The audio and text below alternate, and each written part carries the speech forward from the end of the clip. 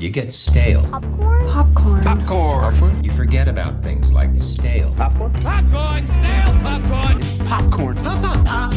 This is the Stale popcorn. Hello and welcome to another episode of the Stale Popcorn Podcast. I'm your host, Steven, and with me, as always, is my co-host, Christopher. Chris, how are you now? I'm doing well now. How are you doing now? I'm doing good.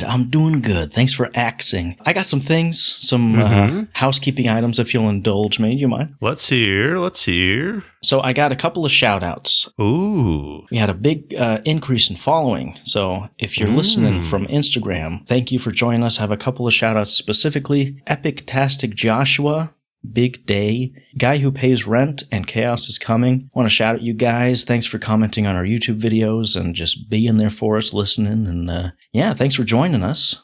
Yeah, thank you. If anyone else wants a shout out, bloody subscribe to our YouTube and comment. I'll shout anyone out, let us know. Yeah, Steve's real good for those shout outs. Yes. Well, Chris, you got news for me? You got some movie news for us? I got a couple news. Shoot. Last week we talked Invincible, right? Mm-hmm. The season 3 finale is one of the highest rated TV episodes on IMDb at 9.9 out of 10. Wow. Same rating as Connor's Wedding from Succession, Battle of the Bastards from Game of Thrones, and Clone Wars series finale. Wow. Sounds like you got to watch me some Clone Wars. I assume this is that Cartoon Network one from back in 2005, right? Oh, yeah. Not the CGI one. Nah. How about you, Steve? You got any news for me? I just have a couple small ones. There's some new Pixar movies in the works. Toy Story 6? What? Yeah, they've already greenlit 6 after not even finishing 5. No, Coco 2. You ever see Coco? Coco. No, that's the dead uncle. Remember me. Close enough, Don't talk about Bruno. Yeah, I get it. Sure, they all fall under the same camp to you, huh? Coco 2 is in the works. I'm excited about that one. When I watched that, I felt like a 14-year-old kid. It made me have feelings again. It was something special, Sad, like a wild robot, better, worse? Yeah. Probably better, TBH. Ooh. I have a nostalgia for that one. Yeah, just because it was like one of the first movies I saw with my wife. It was just real good, And so I'm excited about a part 2 happening. Speaking of Uncle Bruno, Encanto 2 is in development at Disney. So you were kind of right. Bruno, he's coming back. I can't love Encanto anymore. I love it. I wonder if Lin-Manuel Miranda, he's going to come back. He's going to come back, right? Yeah, I mean, what has he been doing? He did that and Moana. Mufasa. And Mufasa, that's right. That's the one that wasn't as good. Da-na-na-na, my brother. Ba-na-na-na, my brother. Not great. And then I know you're going to be really excited about this one, Chris, real quick. Were you a Power Rangers kid growing up? Not at all, actually. I bullied anyone that liked Power Rangers. Well, then you would bully me if we were bullied kids. my older sister, for watching it. I'm like, you're basically a grown woman. You're 12 years old and you're watching this? Are you kidding me? What's wrong with you? Well, for anyone who should be excited about Power Rangers live action series coming to Disney Plus. They got their grimy little mitts on another IP. They're going to ruin it again. But I guess I was kind of excited about that. But now, remind me, since you were a Power Rangers fan, in my memory of it, they have all the different color Rangers, right? Mm-hmm. Was the Black Ranger black? I don't think so. To my knowledge, in my mind, he was. But sure. I didn't really watch it religiously or anything.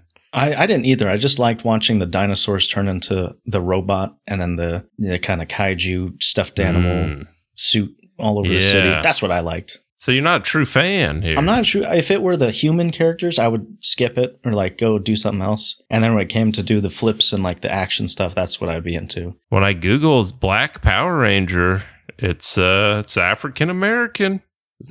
Zachary Taylor. There's 40 of them throughout the years. Well, this is the one I remember. All right, sure. Now tell me, I don't know this. I'm just gonna Google yellow Power Ranger. What are we thinking the race is here? I think. Am I right? If this is what I think it is, I might watch the show. Sure. Oh, come on. The name. Do you want to know the yellow Power Ranger's name? Is it like a J.K. Rowling name? Trini Kwan. Is that her? Is that the actress's name or? No, it's the character. Okay. I feel better about it now. Now, let me tell you the actress's name, and maybe you could guess what I'm hinting at here. Sure. Let's see. Let me find this actress here. Thoi Trang. That checks out. Just Google yellow Power Ranger and black Power Ranger. I'm not crazy here. I didn't say you were, but yeah. Do they have a brown Power Ranger? Come on now. Moving on, Chris, I got slight news concerning a star of the movie we're going to be talking about later, Gal Gadot. Ooh. Yeah, Gadot. She recently got a Hollywood star on Ooh. Hollywood Boulevard.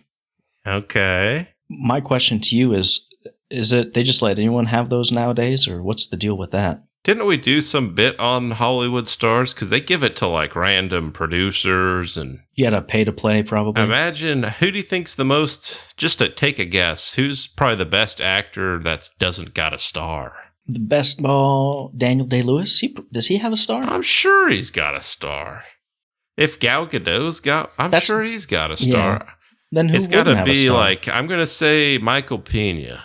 You think he's got a star? I don't think so. He's I don't about- think he's at that. He's great, but I don't think he's at that status. He's a B. He's probably the most one of the more recognizable B list. Joel McHale, one of those type. Mm-hmm. I'm just going to take a goog here. Sure. What did I say? Michael Pena. Michael Pena, yeah. My point being is they're running out of space on that sidewalk. Yeah. Got to expand, maybe. Well, it's on the. Is it all on the floor I don't here? know. I've never even been to L.A. or Hollywood or nothing. Oh yeah, come on. All right, I'm googling. I ain't seen nothing. My man ain't got a star, but Gal Gadot does. I wonder if Sam Rockwell's got one, actually. He If that- deserves one. He better. Well, Chris, you got something else up your sleeve for me? Glenn's Corner, where I'm sitting in the corner looking at nothing but a picture of Glenn. Glenn Powell will be getting the Star of the Year award at CinemaCon. Wow. Good job, Glenn. You can hear us. I know he's listening. Oh, yes. Congrats, Glenn. I'm proud of you. I'm still a little salty. Got robbed from Sexiest Man of the Year, but at least you got this, Glenn. Yes. Well, Chris, I got a question for you, and that question is, what you been watching? I seen one show. Mm-hmm. Do you see anything else, or should we dive into the show here? We can dive in. I've been just steeped with anticipation. Oh, yeah. Yeah, no, it's been March Madness, so I've been watching the basketball, but I made time to watch this show called Severance. Season finale. The final offering to season 2, buddy. What'd you think? Did not disappoint. Ooh, you scared me there for a bit. Of the season. Indubitably. Very good, action-packed. I'm on the edge of my seat. I'm nervous. I'm laughing. I'm hooting. I'm hollering. I'm squallering. It was a good time. It was, yeah. Did you like this season finale better than season 1? I think it's fresher in my mind, so yes. Mm. It answered a lot of questions finally, and it did, yes. It's packed because this one is the longest episode. It's like it was over an hour, right? 76 minutes, if I recall, yeah. I'd say Milchek stole the show for me. He was my favorite part. He was prime. He had some real standout moments. I think my only qualm with that is, again, with the season 1 finale, he kind of got sidelined. He got locked in a place or kept out of a place for most of the episode. But before he got sidelined, he was doing just all kinds of shenanigans. Oh, yes. It was great. He had the thing where he gave Dylan the paper and he's like, I'll leave you alone because you might be embarrassed with your feelings. And it just like books it out of the room. I wasn't sure if that was supposed to be funny, but I laughed out loud. It was so funny. Was funny. When Mark finishes the project and he's out there talking with the robot, doing the jokes and such. And then obviously cream of the crop is his little dance thing there. Oh, yes. I was just like, this is amazing. So good. They looked at season 1. They're like, we love Milchek dancing. Let's do that times 10. And bloody, they did it. It was so fun to watch. He was just eating up, chewing scenery. It's so funny. I think it's so funny they have a whole department dedicated to, what was it called? Merriment and choreography. Yeah. And I'm like, what do they do all day? I guess it's just practice. Practice all day. Yeah. Him talking to the Cure wax figure was super funny. That's Kira, right? Like that's probably his like consciousness uploaded to that figure. Yeah, I thought it was someone just talking in a mic using like a robot. Could be wrong here. I think I got some favorite moments. Mark conversing with himself in that cabin. That was a great good scene. Really tense and really emotional. And like, I think it's just super interesting to see kind of, I am my own worst enemy, you know, because he's battling himself. And it's really fun to see that. I love the visual contrast between the Audi, him literally outside in the cold and the blue setting, and then the innie inside with the warm setting. And so it's just the visual. I love visual symmetry, you know. I think my favorite like transition of the show probably ever is when he's yelling at him like, if I come back in here, she's not coming out alive. And then it transitions to him in the severed floor. Or he says something like, next time I see myself, I better be on the severed floor. And then it cuts to him on the severed floor. Like, oh, man. Good. If you were Mark, like, what would you do? Because I think there's a real dilemma there. Any Mark has a point of he doesn't want to end his life effectively on the promise of that he might be reintegrated. Yep. You know, so it's a real Sophie's Cho-Cho, real dilemma. It sure is. But that's what made it so engaging, because you're like, it's not stark contrast. Both parties are right and justified in their thinking. Yeah, Mark just has a heck of an episode. He's bloody. That's what I meant to say. He's bloody. That was a good scene Mr. too. Mr. Drummond death, yeah. Yeah. Unexpected. But when that was happening, I was like, kind of the same reaction of Milchek running out. Of like, well, you know. Yeah. Because obviously you think, oh, when he switches, the other guy's gonna, you know, get a hold of the gun, and it's just like dead. Oh, nice. But before that, they get into a scuffle, and Drummond just like decks him. I know, smashes him, throws him. Again, funny, like on the brink of funny but shocking. It's a really fun balance that they do there. And then they have probably the most realistic choking scene I've seen in a long time. Oh, yeah. Where bloody Ben Wyatt, Adam Scott's just, it looks like he's dying. I know. They even show like his like blurred vision. Yeah. I think the most important or like the most engaging part was the whole Mark, Gemma, Helly triangle thing. Oh, yeah. So we got answers, bro. We finally got answers. Thank you. We found out Mark's whole file was creating new consciences for Gemma, and the rooms represent various traumas or degrees of trauma and all that. And the last one being the most dramatic with her lost baby, got to dismantle that crib and listening to the same song that Mark was when he was dismantling after they lost their baby. And yeah, I just love that the final choice really divided the audience base. Any Mark having to choose between Gemma and Helly. And I want to know your thoughts, Chris. If you were Mark, what would you do? I mean, I'd probably go with Helly. I mean, yeah, if that's the person I know here. Yeah. It's tough, man, because obviously we all want a happy ending for everyone. And part of me is like, if he goes outside, you know, he can't be with Helly R no matter what. So it's kind of short-sighted of them running away, because also where are you going to run to? So it's like very compelling. It's another cliffhanger. You got to, you know, leech on and hold on for dear life till the next season. But I was actually theorizing that at the end, Helly R was actually Helena Egan. Do you think that might be running possible? On the floor with them, helping them out? Yeah. Well, just towards the end. I don't know. It's a very thin theory I have just thinking about it. But at the end where he's looking between Gemma and Helly, I think that Helly is actually Helena. It seemed like Helly R would have let him go. Yeah. But Helena was like, I love this man. I don't want to let him go. I don't know. Probably doesn't hold water, but...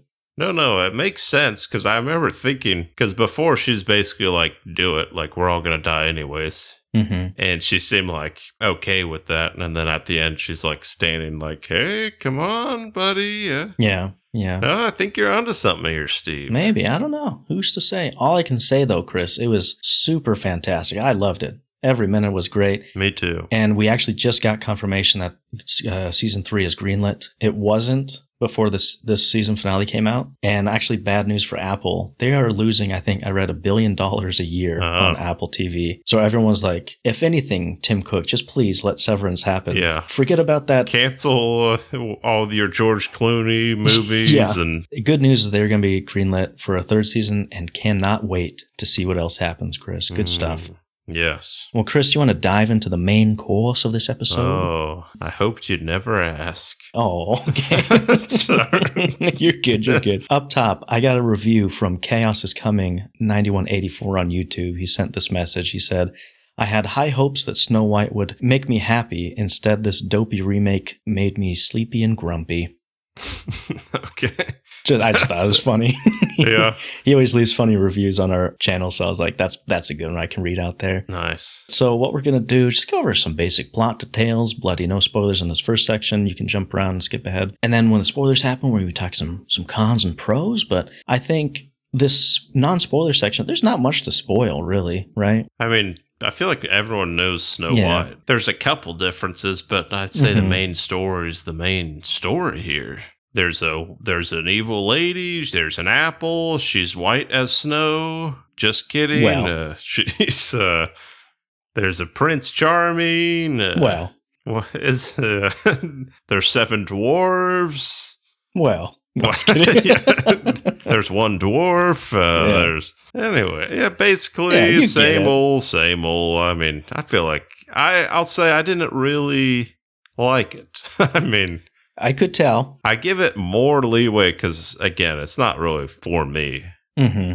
It's a kid's movie. Yeah. And I don't think it's the worst movie of the year, but if you were to like put a gun to my head and like saying like, out of all the movies I watched, which one like I wouldn't want to watch again, it's probably this one out of all of them. So like, I'd never want to see it again. I get that, yeah. How long was the movie? Hour 49. I remember that because I was like, probably could have been an hour 30. Normally, I'll check on the little theater app and it'll say how long it is, but this one glitched it and it just said 1 minute. So I'm like, it made it Crossing worse your fingers. Normally I'm like, all right, I know there's only 20 minutes left. This one I had no idea.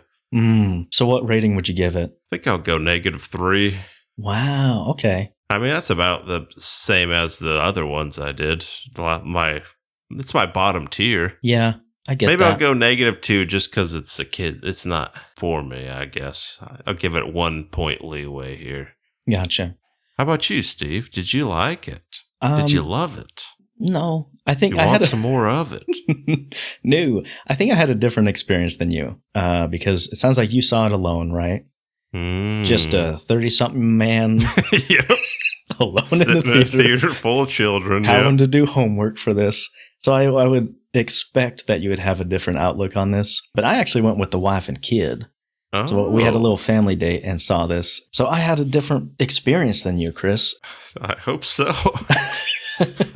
I didn't mind it just because, the kid's watching all the fun animals and she's having a heck of a time, bloody laughing. Really? And yeah, she liked it a lot. You know why, Chris? Because she's a kid. Well, mine won't watch live act. Oh, really? She's all about them cartoons, unless it's Miss Rach. I think I have a different outlook because I was like, oh, it's a fun time for my family. But I want to, when we get into the spoilers, talk about its own movie as its own movie and not my experience. And so I think I just give it like a 0, nothing. Like you, I don't really ever want to watch it again. And I think it was more tolerable for me just because I was with my family and my kids had a good time. And sure. I think it's on par with the other Disney remakes. If you like those, you'll probably like this. And there's obviously an audience for it. When in my theater, there were some grown women wearing Snow White dresses and having a ball. You know, those Disney adults. Oh, really? Yeah. And we're not part of that audience, simply put, right, Chris? Yeah, So like, really. No, this wasn't good enough for me. I had such high expectations. We understand it's not for us. I guess, do you want to get into some spoilies now? Yes. Okay, let's start with some cons, because it sounds like you got some and I got some constructive criticism, I'll call it. I don't know if it was a glitch in my theater, but they showed, like in the trailers, they showed a Megan 2 trailer. Ooh.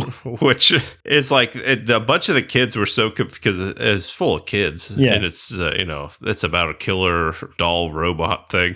There's just so many confused kids. And that was fun. I'd say some differences. You remember Snow White that well? I hadn't seen the movie since back in 22 here. I'm a connoisseur of the 1930s. No, I'm just kidding. I've never seen it in my life. You've never seen it? Never seen it. It was the first DVD we ever owned. It came with our DVD player.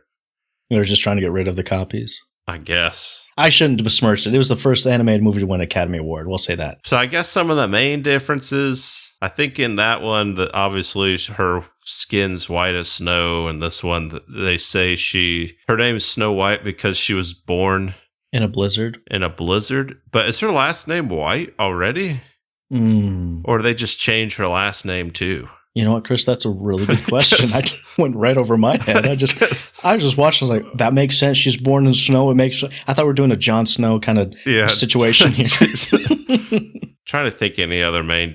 They do a bunch of songs that weren't in the original. Mm-hmm. I don't really care for. The ones I remember from the original is obviously the hi ho and the whistle while you wait. And then the whistle while you like. I think it would have been so much better to just keep like those two songs. It's just too many songs and like they're not that good. And I don't think people are really hammering for like new songs. But also the OG ones are like, why'd you ruin the OG?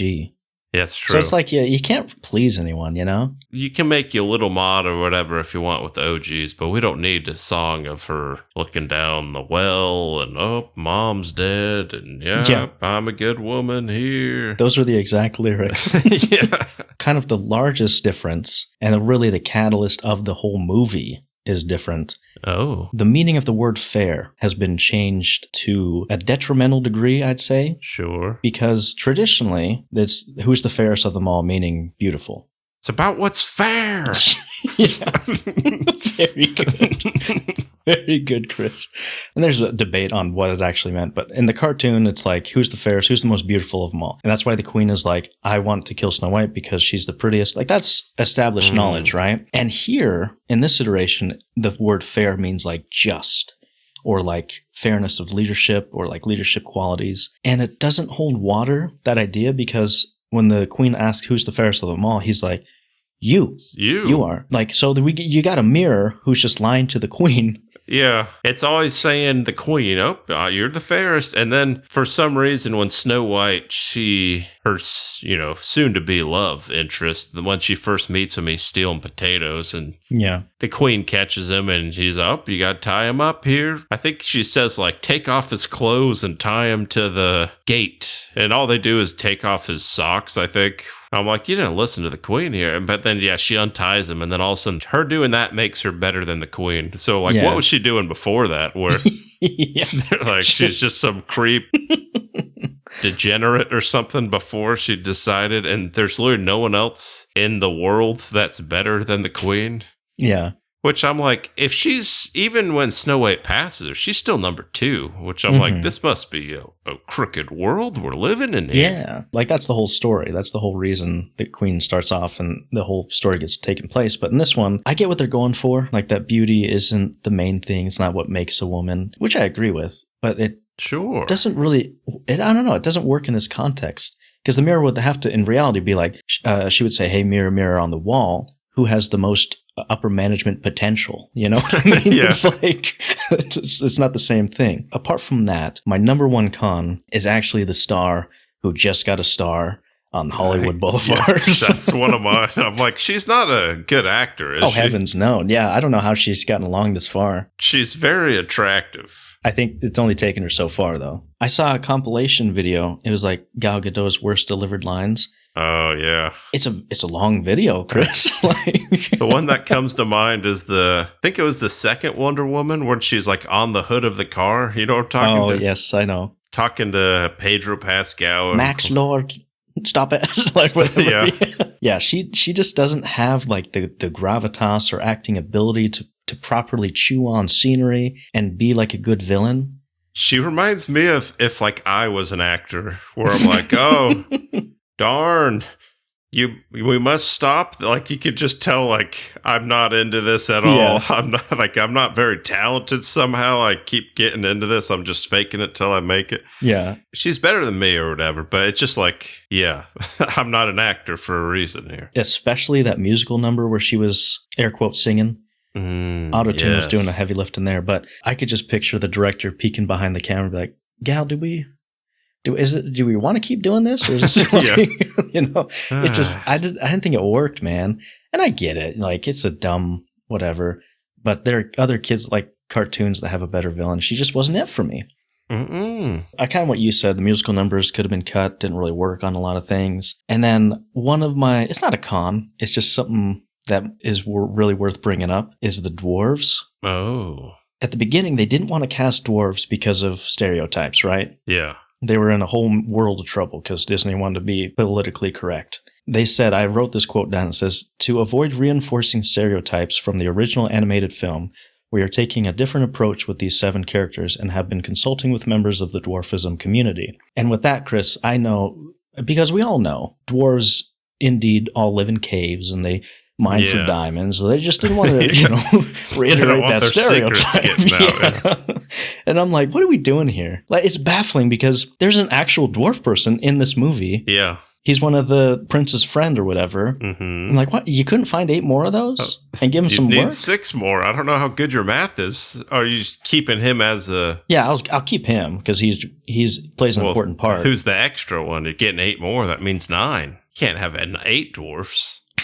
You got me. Freaking idiot. You could get the same guy, do Parent Trap style, just splice him in 7.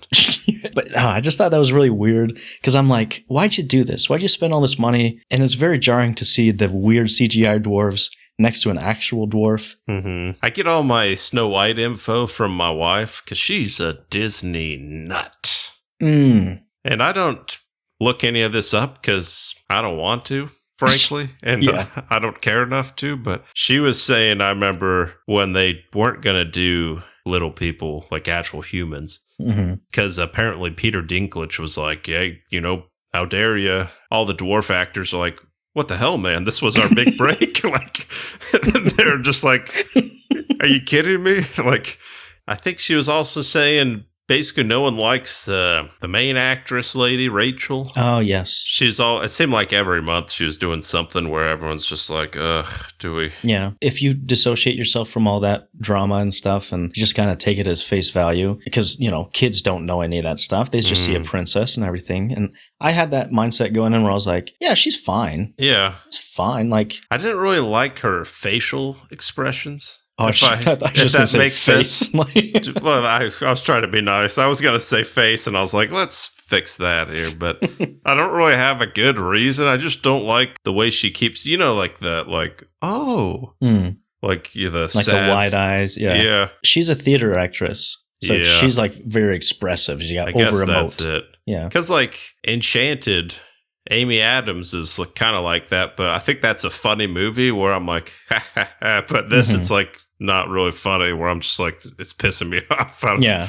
That movie's like a parody of those, so it makes sense. So, yeah. Got a few questions for you. Sure. I hope you can answer. I can't, but go ahead. So, when she first goes in the planet, Snow White, she's the fairest of them all. Wicked Witch, hey, gotta kill her. Hey, Huntsman, why don't you go take her in the woods, look at a few trees, pick some apples here. And she takes her basket and she's frolicking, so happy to pick apples. And she picks like 3 apples. And then the huntsman, he's like, it's getting late. And I'm like, you just got here like 20 seconds ago. Yeah. And then he's going to kill her. And he's like, run into the woods. Go now before I change my mind. And then she goes in the woods and the trees just like start attacking her. This like tree beard comes up. It's about to eat her. Why wouldn't the trees attack all the king's people that run in and that would have been good, yeah. Or the other people that are living in the wood? Like, what was that? Is it just the Fangorn Forest part you got to get past, and once you pass there, it's home sailing, or what? I don't know. I think they had your mindset was like, we just don't like this chick, so let's bully her. Yeah, probably. Yeah, like, get that stupid smile off your face. No, I guess the only explanation is because that's how it happened in the cartoon. I did got a random question that came to mind. It's not really con, but she ate the apple. She's laying down, and they're having like a funeral with her. Like, and then the Prince Charming comes in, and he's sad and gives her a little kiss on the lips, true love's kiss, and she comes alive. I was just wondering, do you think anyone has ever like been at like an open casket funeral and like, let me try something, like just in case, let me cover the basis. That has never entered into my mind in my life. I was thinking in the movie, I'm like, yeah, sure. Someone's had to have like. You got a Disney adult, trying to imitate art, and I'm sure, Chris, they've tried it, and to no avail. Goodness, who thinks like that? I'm talking about you, not the person who kisses. Well, we can go on some pros, buddy. Sure, I bet you got a short list. I will say it's out, but they're happy. You know, Snow White, she's got that mom, the pop, and then it's like, mom's sick. Mm-hmm.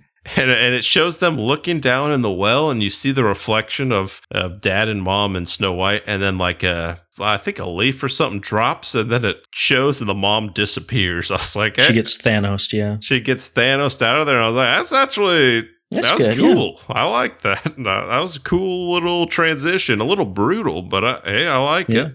Mm-hmm. And then when Snow White first shows up in the cottage, and the dwarves, they don't know what she is, and they think she's like a ghost or a monster or an ogre or something. Mm-hmm. And Dopey gets locked in there. They're yelling out to him like, "Oh, be careful!" And they say, "If you see ectoplasm, don't touch it." And I laughed. I was like, "That's kind of funny." Yeah. Although you got to think of the wider implications, Christopher. Ectoplasm means there's got to be some Ghostbuster crossover here. Just happening. Yes. Yeah. How about you, Steve? Let's hear it. I have on my notes, it's a good family flick. You know, I think it's a fun time. Just skip a couple of songs there, but I think you can't say that Rachel Zegler cannot sing. I think she is a good singer. Mm. And despite what you said, I actually quite like that one song of she's at the well, you know, before she goes to her call to adventure. Her introspective song, as I think Disney calls it. The one that turns her to the fairest. Is it that one? Pretty sure. I think so. Or she's singing at the well, you know. She did a good job, is what I'm saying. She's a good singer, talented singer. Other aspects, maybe not so much. And I can get on board with the whole message of this story for the most part. It teaches girls, you know, impressionable youths, good values, I would say, you know, to stand up for people, do what's right. As cheesy as it is, that's what's going to get to kids' heads anyway. Yep. And, you know, it shows her being nice to Dopey and showing him how to get out of his shell and everything, and go into strangers' homes when they're not there and sleeping in their beds. Exactly. You know, trust strangers, stranger dangers, nothing. Eat you know, apples from creepy old ladies. Yes, I exactly, get it. Chris. No, but you know, be nice to people and kiss people while they sleep. Yeah, I get it. I'm talking the princess, not the borderline necro prince, whatever. Yeah. But no, I think the character of Snow White is a good role model, as opposed to whoever Kanye West is dragging around these days. Oh yeah, it's a fine movie. I'll never come back to it, and I hope nobody else does.